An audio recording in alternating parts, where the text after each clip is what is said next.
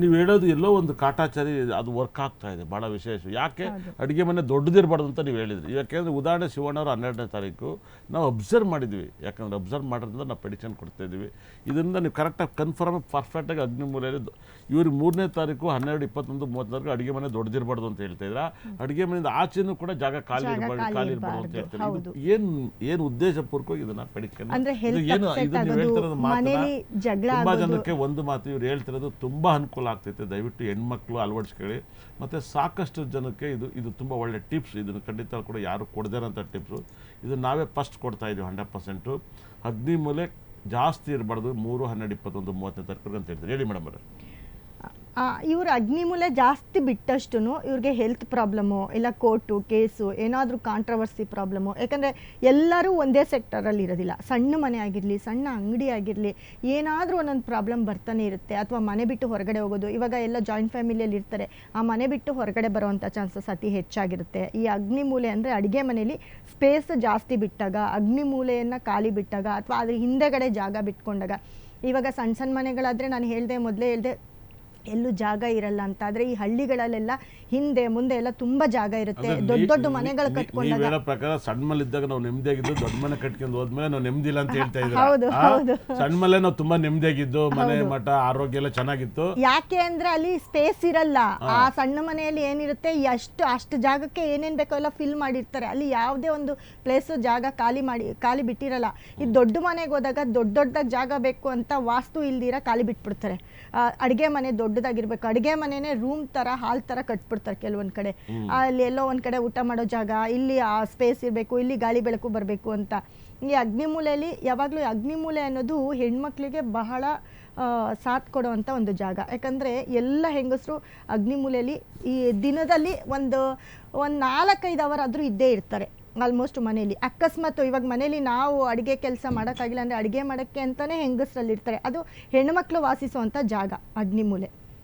ಆ ಅಗ್ನಿಮೂಲೆಯಲ್ಲಿ ಕ್ರ್ಯಾಶಸ್ ಜಾಸ್ತಿ ಆಗ್ತಾ ಹೋಗುತ್ತೆ. ಅದು ಜಾಸ್ತಿ ಬಿಟ್ಟಷ್ಟು ಅಲ್ಲಿ ಮನೇಲಿ ಜಗಳ ಆಗೋದು, ಹೊಂದಾಣಿಕೆ ಇಲ್ದಿರ ಆಗೋದು, ಹೆಲ್ತ್ ಅಪ್ಸೆಟ್ ಆಗೋದು, ಇವೆಲ್ಲವೂ.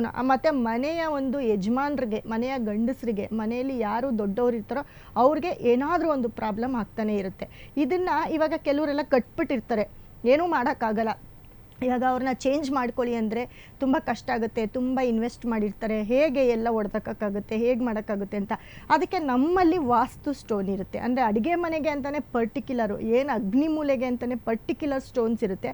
ಆ ಒಂದು ಸ್ಟೋನನ್ನು ನಾವು ತಂದು ಅದರಲ್ಲಿ ಆ ಒಂದು ಜಾಗದಲ್ಲಿ ಇಡ್ತೀವಿ. ಇಟ್ಕೊಂಡು ನೋಡಿ, ಖಂಡಿತ ನಿಮ್ಮ ಮನೇಲಿ ಆಗುವಂಥ ಪ್ರಾಬ್ಲಮ್ಮು ಖಂಡಿತ ಇದಾಗತ್ತೆ. ಅಂದರೆ ನಿಮ್ಮ ಮನೇಲಿ ಆಗುವಂಥ ಏನೇ ಒಂದು ಪರಿಣಾಮಗಳಿರ್ಬೋದು, ಹೆಲ್ತ್ ಅಪ್ಸೆಟ್ ಆಗಿರ್ಬೋದು, ಮನೇಲಿ ಜಗಳಗಳಾಗಿರ್ಬೋದು. ತುಂಬ ದೊಡ್ಡವ್ರ ಮನೇಲಿ ಏನಾಗುತ್ತೆ ಅಂತಂದರೆ ತುಂಬ ಜಗಳ ಅನ್ನೋದಕ್ಕಿಂತ ಒಬ್ರಿಗೊಬ್ರು ಮಾತು ಬಿಟ್ಬಿಡೋದು. ಯಾಕಂದರೆ ಅಫಿಷಿಯಲ್ಸ್ ಎಲ್ಲ ಏನು ಮಾಡ್ತಾರೆ, ನಿಂತ್ಕೊಂಡು ಯಾರೂ ಕಿತ್ತಾಡೋದಿಲ್ಲ. ಕ್ರಾಶ್ ಆಯಿತಾ ಮಾತು ಬಿಟ್ಬಿಟ್ಟು ಸುಮ್ಮನೆ ಅವ್ರವ್ರ ಕೆಲಸ ಅವ್ರವ್ರು ಮಾಡ್ತಿರ್ತಾರೆ. ಮನೇಲಿ ಜನ ಇದ್ದಾರೋ ಇಲ್ವೋ ಅನ್ನಂಗಿರ್ತಾರೆ. ಹೊಂದಾಣಿಕೆ ಇರೋದಿಲ್ಲ. ಅವ್ರ ಪಾಡಿಗೆ ಅವ್ರು ಬರ್ತಾರೆ, ಅವ್ರು ಊಟ ಮಾಡ್ತಾರೆ, ಅವ್ರು ಮಲಗ್ತಾರೆ. ಆದರೆ ಈ ಎಲ್ಲದಕ್ಕೂ ಈ ಸಂಬಂಧ ಅನ್ನೋದು ತುಂಬ ಚೆನ್ನಾಗಿರಬೇಕು ರಿಲೇಷನ್ಶಿಪ್ ಅಂತ ಅಂದರೆ ಅಲ್ಲಿಗೆ ನೀವು ವಾಸ್ತು ಪರಿಹಾರವನ್ನು ಮಾಡ್ಕೊಳ್ಬೇಕಾಗುತ್ತೆ. ನಾವು ಕೊಡುವಂಥ ಸ್ಟೋನನ್ನು ನೀವು ಆ ಜಾಗದಲ್ಲಿ ಇಟ್ಕೊಂಡಾಗ ಖಂಡಿತ ಮನೆಯಲ್ಲಿ ಎಲ್ಲರೂ ಒಂದೇ ಒಂದು ಒಗ್ಗಟ್ಟಾಗಿ ಇರ್ತೀರ. ಮತ್ತು ಇವರಿಗೆ ಮೇಡಮ್ ಅವರೇ ಇದೊಂದು ಪಾಯಿಂಟ್ಸ್ನ ದಯವಿಟ್ಟು ಅಬ್ಸರ್ವ್ ಮಾಡ್ಕೊಳ್ಳಿ. ಮಿತಾ ಮೇಡಮ್ ನಾವು ಇಬ್ಬರು ಕೂಡ ಹೇಳಿದ್ವಿ, ಅಗ್ನಿಮೂಲೆ ಜಾಸ್ತಿ ಇರಬಾರ್ದು 3, 12, 21, 30ನೇ ತಾರೀಕುವರೆಗೆ. ಅದು ತುಂಬ ದೊಡ್ಡದಾದಷ್ಟು ತುಂಬ ಕಷ್ಟ ಜಾಸ್ತಿ ಆಗುತ್ತೆ. ಮತ್ತು ಇವರಿಗೆ ಬಹಳ ವಿಶೇಷವಾಗಿ ನನಗೆ ತಿಳಿದಿರೋ ಪ್ರಕಾರ ಯಾವ್ಯಾವ ಲೆಟ್ರಲ್ಲಿ ನೇಮ್ ಇದ್ರೆ ಲಕ್ ಬರುತ್ತೆ, ಯಾವ ಲೆಟ್ರ್ ನೇಮ್ ಬರಲ್ಲ, ದಯವಿಟ್ಟು ಅದನ್ನು ತಿಳಿಸ್ಕೊಡ್ತೀರಾ? ನೋಡಿ, ಇವರಿಗೆ ಈ 3ನೇ ತಾರೀಕು ಅವ್ರಿಗೆ ಈ 6 ಅನ್ನೋ ನಂಬರು ತುಂಬಾ ಅವ್ರಿಗೆ ಎಫೆಕ್ಟ್ ಆಗುತ್ತೆ. 6ನೇ ತಾರೀಕು ಆಗಿರ್ಬೋದು. ಮತ್ತು VUW ಅನ್ನೋ ಅಕ್ಷರ ಆಗಿರ್ಬೋದು. ಈ ಲೆಟರ್ಸ್ ಎಲ್ಲಾದರೂ ಪಾಸ್ ಆಗಿದ್ರೆ ಅವ್ರ ಹೆಸರಲ್ಲಾಗಿರ್ಬೋದು, ಅವರ ಕಂಪ್ನಿ ಹೆಸರಲ್ಲಾಗಿರ್ಬೋದು, ಅವ್ರ ಇವಾಗೆಲ್ಲ ಮನೆಗಳಿಗೆಲ್ಲ ಹೆಸರು ಇಡ್ತಾರೆ. ಅವರು ಡಿಫ್ರೆಂಟ್ ಆಗಿರಬೇಕು ಅಂತ ಸ್ವಲ್ಪ ಬೇರೆ ಥರ ಹೆಸರಿಡ್ತಾರೆ. ಅಲ್ಲೆಲ್ಲನೂ V ಮತ್ತು U ಅನ್ನೋ ಅಕ್ಷರ ಡಬಲ್ ಪಾಸ್ ಆಗಿದ್ರು ಇವರಿಗೆ ತುಂಬ ತೊಂದರೆ ಕೊಡುತ್ತೆ. ಇದರಿಂದಲೂ ಕೂಡ ನೇಮ್ ಬರಬಾರ್ದು ಅಂತ ಹೇಳ್ತಾರೆ. N ಅನ್ನೋ ಅಕ್ಷರ ನಂಬರ್ 5 ಬರುತ್ತೆ, H ಅನ್ನೋ ಅಕ್ಷರ ನಂಬರ್ 5 ಬರುತ್ತೆ. ಪೆನ್ನಲ್ಲಿ ಬರ್ಕತ್ತಾ ಇದ್ದೀರಾ. ಆ ಥರ V ಅನ್ನೋ ಅಕ್ಷರ ಮತ್ತು U ಅನ್ನೋ ಅಕ್ಷರ, W ಅನ್ನೋ ಅಕ್ಷರ, ಮೂರು ಕೂಡ ಇವೆಲ್ಲವೂ ಕೂಡ ತುಂಬ ಡೇಂಜರ್ ಕೊಡುತ್ತೆ. ಇವರಿಗೆ P ಅನ್ನೋ ಅಕ್ಷರ ತುಂಬ ಸಾಥ್ ಕೊಡುತ್ತೆ. P ಬಂದು 8, 9 ಕೊಡುತ್ತೆ. ಇವರಿಗೆ ಲಕ್ಕಿ ನಂಬರ್ಸ್ ಅಂತ ಬಂದಾಗ ಮೇಡಮ್ 1, 10, 19 ತುಂಬ ಲಕ್ಕಿ ನಂಬರ್ಸ್ ಆಗ್ತಾ ಹೋಗುತ್ತೆ. ಅದೇ ಥರ 2, 11, 20, 29 ಇವ್ರು ಲಕ್ಕಿ ನಂಬರ್ಸ್ ಆದರೂ ಕೂಡ ಲಕ್ಕಿ ಪಾರ್ಟ್ನರ್ ಆಗಿದ್ರೆ ಇವರಿಗೆ ತುಂಬ ಸಾಕಷ್ಟು ತೊಂದರೆಗಳಾಗುತ್ತೆ. ಇವ್ರ ಮಕ್ಕಳು ಬೇರೆ ಕ್ಯಾಸ್ಟ್ ಮದುವೆ ಆಗೋದು, ಇಲ್ಲ ಆರೋಗ್ಯ ಹಾಳಾಗೋದು, ಡೈವರ್ಸ್ ಆಗೋದು, ಇವಾಗ ಇದೆಲ್ಲ ಕೂಡ ಏನಾಗುತ್ತೆ ಆಗುತ್ತೆ. ಅಂದ್ರೆ ಲಕ್ಕಿ ನಂಬರ್ಸ್ನ ನಾವು ನೋಡ್ತೀವಿ ಫಾಲೋ ಮಾಡೋದಕ್ಕೆ. ಹಂಗಂತ ನಂಗೆ ನಂಬರ್ ಚೆನ್ನಾಗಿದೆ, ಇದೇ ನನ್ನ ಲಕ್ಕಿ ನಂಬರು ಅಂತ ಅವ್ರನ್ನೇ ಹೋಗಿ ಪಾರ್ಟ್ನರ್ಸ್ ಮಾಡ್ಕೊಳ್ಳೋದು, ಮದುವೆ ಮಾಡ್ಕೊಳ್ಳೋದು, ಇಷ್ಟಪಡೋದು, ಕೆಲಸದಲ್ಲಿ ಅವ್ರನ್ನ ಪಾರ್ಟ್ನರ್ಶಿಪ್ ಆಗಿ ತಗೊಳ್ಳೋದು, ಹಂಗೆ ಮಾಡಿದಾಗ ಕ್ರ್ಯಾಶಸ್ ಆಗುತ್ತೆ. ಯಾಕೆ ಮೇಡಮ್ ಈ ಪಾಯಿಂಟ್ನ ರೇಂಜ್ ಮಾಡಿ ಹೇಳಿದ್ರಿ? ಲಕ್ಕಿ ನಂಬರ್ ಬೇರೆ ಆದ್ರೆ ನಮ್ಮ ಜೀವನ ಬೇರೆ ಇರುತ್ತೆ ಅಲ್ವಾ. ಆ ಲಕ್ಕಿ ನಂಬರ್ ನಮ್ಗೆ ಚೆನ್ನಾಗಿದೆ ಅಂತ ಅದನ್ನೇ ತಗೊಬಂದು ನಮ್ಮ ಜೀವನಕ್ಕೆ ಹಾಕೊಂಡ್ರೆ ಅಲ್ಲಿ ನಾವು ಜಾತಕಗಳನ್ನ ನೋಡ್ಕೊಳ್ಬೇಕಾಗತ್ತೆ.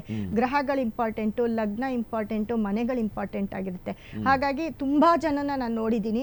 ಈ ಯಾರು 3, 12, 21, 30ನೇ ತಾರೀಕು ಕೊಟ್ಟಿರೋರು 2, 11, 20, 29ನೇ ತಾರೀಕು ಅಂದರೆ ಈ 2ನೇ ನಂಬರ್ ಬರೋರ್ನ ಮದುವೆ ಆದರೆ ಖಂಡಿತ ಅವ್ರ ಮನೆಯಲ್ಲಿ ತುಂಬ ಕ್ರ್ಯಾಶಸ್ ಇದ್ದೇ ಇರುತ್ತೆ. ಏನಾದರೂ ಒಂದು ಪ್ರಾಬ್ಲಮ್ ಇದ್ದೇ ಇರುತ್ತೆ. ಮತ್ತು ಇವಾಗ ಏನೋ ಒಂದು ಸಕ್ಸಸ್ ಇದ್ದರೆ ಇನ್ನೆಲ್ಲೋ ಇನ್ನೊಂದನ್ನು ಕಳ್ಕೊತಾ ಇರ್ತಾರೆ. 3, 12, 21, 30 ಇವ್ರಿಗೆ ಲಕ್ಕಿ ನಂಬರ್ ಆಗುತ್ತೆ. ಇವ್ರ ಲೈಫ್ ಪಾರ್ಟ್ನರ್ ಬಂದರೆ ಹೇಗಿರುತ್ತೆ ಮೇಡಮ್ ಅವರೇ?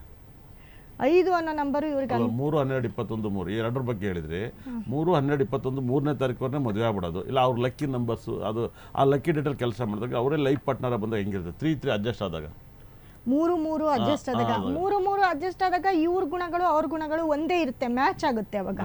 ಅವಾಗ ಏನಾಗುತ್ತೆ ಗೊತ್ತಾ, ಅವ್ರವ್ರಿಗೆ ಕಸಿ ಜಾಸ್ತಿ ಆಗುತ್ತೆ. ಇವಾಗ 3ನೇ ತಾರೀಕು ಅವರು ನಾನೇನೋ ಮಾಡಬೇಕು ಅಂತ ಹೊಡ್ತಿರ್ತಾರೆ. 2, 3ನೇ ತಾರೀಕು ಅವ್ರು ಇದ್ದಾಗ ಮನೇಲಿ ಅದು ಇನ್ನ ಡಬಲ್ ಆಗ್ತಾ ಹೋಗುತ್ತೆ.